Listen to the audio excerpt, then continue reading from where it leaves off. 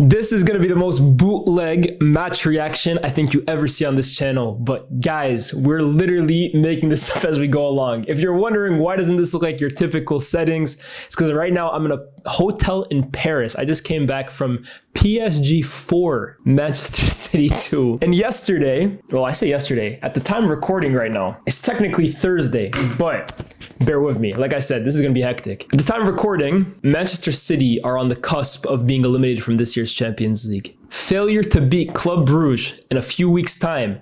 They're done. They're done. And this was supposed to be like 24 teams qualify. Manchester City would have been one of the first, if not the first team at the start of this campaign that you expected to progress to the next round. And with one game left in their campaign, they are on the verge of being eliminated. And at the hands of PSG, who they themselves found themselves in a situation where anything but a win today basically saw them out. They could not lose this game or they'd be eliminated at the first round. And wow. The way it's gone down today is absolutely ridiculous. I was sitting in the PSG end. I was watching the Ultras today. I was seeing how alive the stadium felt, how incredible PSG performed, especially in that second half. I got so many thoughts racing through my mind. Guys, like, share, subscribe. Wow, what a night. This game was really, really weird. And you know what it is? I love watching live football because although it doesn't really give me the chance to digest the entire game from like a bird's eye view and really look at the tactics and all of that stuff, it does allow me at times to really take note of certain performances in particular. And there were a few today, there were a few players in general that I came into this game really wanting to take an eye on, like in particular, but there were also some that just caught my eye and like forced me to really digest the performance. First and foremost, I want to give a huge shout out to my man of the match, Joao Neves. This kid is sensational. Wow. He's everything I love in a midfielder. And I feel like he has everything. He's aggressive. He's tenacious. He's direct. He's positive. He's got an eye for goal. The goal he scores is a brilliant head. I think it was a header. I was on the complete other end. I haven't seen the goal back, but I'm pretty sure it's like a diving header at the back post. He almost scored a header in the first half. This kid is short. He's not a big guy whatsoever. He's a small player. He's a small midfielder, but he plays like he's like 5'11", 6 foot. He has so much heart, so much determination, so much venom in the way he plays as well too. He takes shots from distance. He plays players in behind. He really has everything you'd want from a midfielder. He's been such a brilliant piece of business from PSG who, look, a lot of people keep asking me for an apology when it comes to Manuel Ugarte because I was never really too high on him, signing him. And I have to be honest with you, he's been better than I expected, but also the bar is pretty low because of what we're expecting at Man United. I don't think Manuel Ugarte is a special player, personally. I think he's a decent player, and I think he does a job, and I think he has his uses, and I think he's been one of United's better players. I think that's all true, while also maintaining the opinion that I don't think Ugarte is a special midfielder. For PSG to recoup almost as much as they paid for him, a year when he was basically their 4th, 5th choice midfielder, and use that money to help them go buy Joao Neves. That's some of the best business you're going to find. That's not a shot at Ugarte whatsoever. He's come to United. He's actually done a decent job. But for PSG to upgrade on what was effectively their 5th choice midfielder, make that much money off him, and then go replace him with Joao Neves, that's terrific business. Today, he was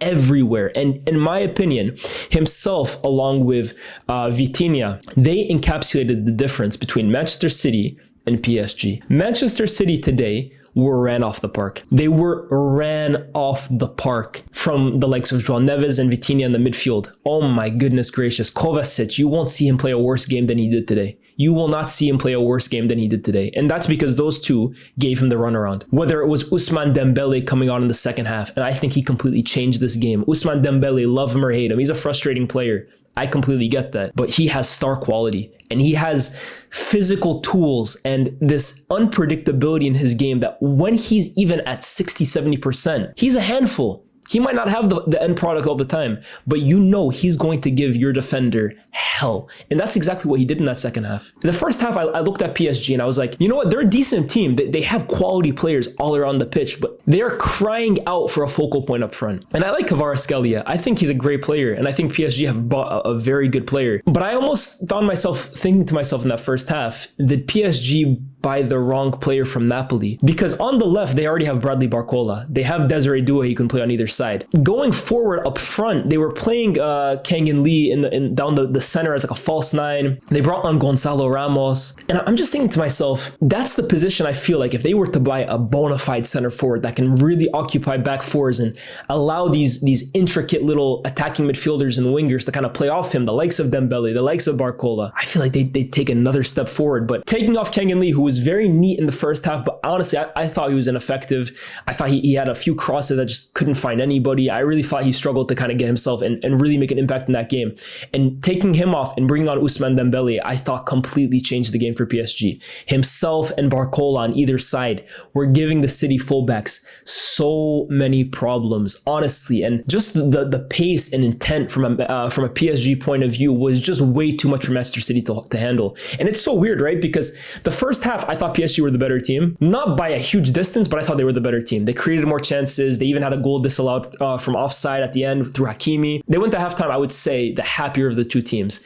And yet, almost instantly out of halftime, City scored two. Jack Grealish, who came out as a substitute. And I found it really funny, actually, because I was basically right in front of Guardiola. I saw Savinho in the first half try and like dribble four players from his own side down to the center of the pitch, lose it, and I watched Guardiola literally lose his shit, turn around, look at Grealish and say, get on, basically, like start warming up. He came on immediately at halftime, scored within 4 minutes. Second goal, Erling Haaland. And both goals are very, very similar. City basically committed a lot of numbers into the box. Loose ball kind of finds its way, into Grealish's feet. He finishes it. Similar to the Haaland goal, it's just committing a lot of numbers, putting the ball in the box. It's old-fashioned football, but it's effective.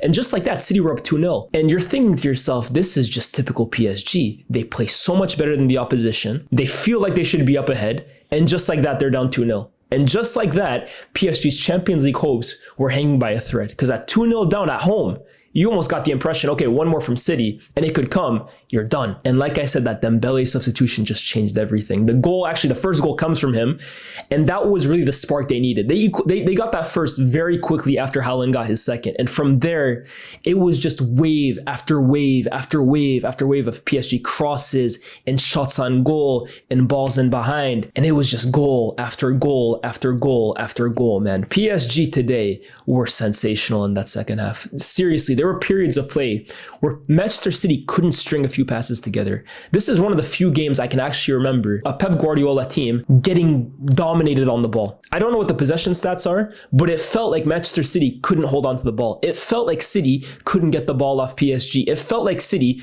couldn't threaten PSG whatsoever. And I give credit to Enrique, I give credit to the PSG players, but it's also a damning indictment on the state that City are in physically, man. Oh my goodness gracious. I saw at one point today, Kovacic and De Bruyne coming off. And that for me, it just said the whole story for me. De Bruyne, he's one of the greats of the Premier League. He's one of the greats of European football for his era. He's capable of magic moments. Let's not get it twisted. He still has star quality, but the legs are gone. The athleticism is gone. He could not hang tonight. Honestly, this was one of the poorer games you'll see from De Bruyne. Kovacic, wow, was just so off it today. So off it. And I give credit to the City midfielders because they have energy. They have bite. They are what Kovacic and Bernardo and Gundogan used to be 5-10 years ago. If in fact, Vitinha and Joao Neves. But these days, there are oceans in quality and athleticism and youth in between both sides midfields. I want to give a shout out as well to the Desiree Doué, who had a very mixed game. And he was one of those guys I came into really wanting to keep an eye out for him. And I'll be real, I watched Desiree Doué, and he gives me massive Jadon Sancho at Borussia Dortmund vibes in terms of the way he dribbles, in terms of the way he kind of looks to pass, in terms of the way he loves combining with others. Even his dribbling style, he's very much like, he loves doing that little left to right heel flick almost. Sancho used to love doing that at Dortmund. I do think he has a bit more oomph to him than Sancho. And that's not a slight at Sancho, because I remember Sancho at Dortmund, let's be real, he put up some crazy numbers. But I do feel like Doué has a bit more intent to his game. I do feel like he's a bit more direct and he has a bit more physicality to his game, which is ultimately what I think let down Sancho, especially when he came to the Premier League. But yeah, it was a mixed game from Doué. I think some things that he pulled off really came off. And I think even the second half, one of the goals comes from him basically cutting in, hitting the bar. And I think that was the one Dembele kind of finished off, or maybe it was Barcola, one of them. So he had some really good moments, but also there were moments where with Doué, it's still a work in progress. There is definitely talent there. And PSG have some talented players. He's one of them. But yeah, it just wasn't working out. But seriously, I thought Pacho, I think it's Pacho at the back with Marquinhos locked up Erling Haaland for the most part, did not allow him to get a sniff. I know he gets his goal, which is just Erling Haaland's going to get his. But in terms of actually like allowing him to have an impact on the game outside of that, they locked him up. They locked him up. Donnarumma came up with some huge saves. And PSG are very deserving winners. It ends up 4-2. Seriously, it could have been 5 or 6. That second half was complete domination. And I got the feeling just watching Pep on the sideline, this guy is like, this season can't end soon enough for me. Seriously, this season cannot end soon enough for City. For them, it's all about qualifying, getting into the Champions League next season and hoping that they can rebuild the squad. Because this group of players, man, you watch them against Ipswich and you think, oof, this could be a turning point for them. And then you watch tonight and it's like, they're a million miles off it. Seriously, they're a million miles off it. They're buying all these defenders, by the way, which they definitely need. Oh my, Akanji today is a mess. And I think Omar Marmoush will carry some of the burden off of Haaland. He'll allow him to kind of breathe a little. But that midfield needs open heart surgery, to quote Ralph Rangnick. Oh man, Gundogan, Kovacic, Bernardo, De Bruyne, they need bodies in there, man. Whether it's just January or you wait till the summer, they need a massive revamp. And now City are a game away from not qualifying for the next round. Ladies and gentlemen, that is damn near unthinkable. Like PSG already, the fact that they almost didn't qualify would have been a big thing. Like I can't remember the last time PSG didn't qualify for the Champions League round of 16. I think since QSI bought them in 2011, I think they've qualified every year outside of the group. For them not to do it this year would have been huge. But for Manchester City, who entered this season as arguably the favorite for this competition, maybe them and Real Madrid, to not qualify for the next round when 24 teams make it, it's virtually impossible not to make it. Like to not even make the playoffs is bad enough. They're not even going to do that. This has been a disaster season for City. And reinforcements can't come soon enough, because tonight, man, that is a real slap in the face for City fans, because that PSG performance, I'm not trying to get carried away with PSG. I think they have talent. I think they're a decent team. But I watched Arsenal take care of PSG this season very easily. I'm well aware that PSG are not going to be pulling up crazy trees in the Champions League this year. It's a good performance, a great performance, but against a weak City team. This PSG team is not one of the best teams I've ever seen in my life. They made City look like retired players, bro. They made them look like they're on the cusp of retiring. That PSG performance is like what you would expect from City a few years ago. And that's a real slap in the face for, I think, a lot of City fans, man. Because I think there are still a few of them that are holding on to the likes of De Bruyne, the likes of Bernardo, the likes of Gundogan. But tonight, man, welcome to 2025. Your time has come. Let me know what you guys think of that game, man. You guys can hear me. My voice is gone. I was screaming all night. Ici, c'est Paris. Like the claps, the ultras today are absolutely sensational. Go check out my Instagram, Lyes Bouzidi 10. I was posting all of the footage there. For me, as a football fan, like I always say, I'm a Man United fan, but I love football. You guys know that. I cover all these teams because I actually love this game, bro. Seriously. And experiences like tonight, I went to Lyon, obviously earlier in the season. I've gone to Barca. I still need to go to the Bernabeu. This for me is just an absolute joy. It's an honor, a privilege to be able to attend these games, these stadiums, games that I honestly dreamed of watching as a kid, and to actually be there and experience the ambiance and see the PSG Ultras, which, by the way, PSG fans, I feel like they get a hard stick because oil money and all that stuff. But the actual PSG fans, the match-going fans, they are ultra, man. Oh my good. The tifos, go check out my story, guys.